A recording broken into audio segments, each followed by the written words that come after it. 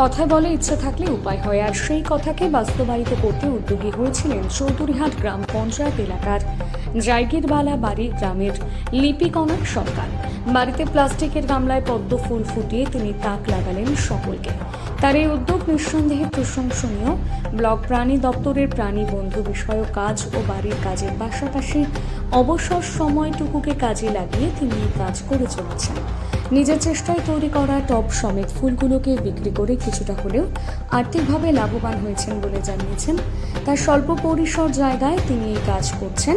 স্বনির্ভরতার উদাহরণ হিসেবে তার এই সাফল্যের কথা সমাজের অন্যদেরকে উৎসাহিত করবে বলে মনে করছে অনেকেই। সরকার, আমার বাড়ি চৌধুরীহাট জিপির জাগিরবেলা বাড়ি।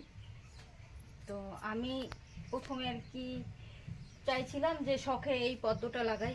এক নম্বর কথা হলো, আমার পদ্ম যে আমাদের জাতীয় ফুল, অনেকেই বুঝতেই পারে না, জানেই না যে পদ্মটা কীরকম ফুল হয়। তার জন্য লাগাইছি। তার এখন দেখতেছি যে শুধু বাড়ির কাজ করেও যতটুকু সময় থাকে তার মধ্য দিয়ে এটা করা সম্ভব।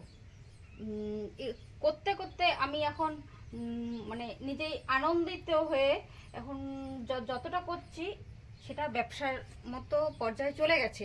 আপনারা যদি কেউ নিতে ইচ্ছুক হন, সবার বাড়িতে ফুল ফোটাতে চান, এখানে এসে যোগাযোগ করে নিয়ে যেতে পারেন। আর আমি চাই সবার ঘরে ঘরে ফুল ফুটুক, সবাই জানতে পারুক।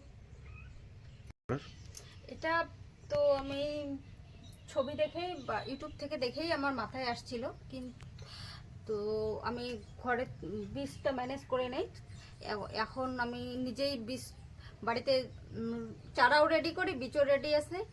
কেউ যদি নিতে চায় চারা নিতে পারে, বীজও নিতে পারে, যার যেটা ইচ্ছা। আবার যদি বলে যে আমি ফুল ফোটানো গামলা সহকারে নিব, আমি সেটাও দিতে রাজি আছি। এখানে কি কি সার প্রয়োগ করছেন আপনি? এখানে সারের মধ্যে আমি শুধু জৈব সার ব্যবহার করছি, শুকনো গোবর সার, শুকনো মাটি, আর বাড়িতেই যা কম্পোস্ট তৈরি করা হয় সেটাই, আর সঙ্গে বাড়িতেই যে খোল আছে ওটা দিয়ে।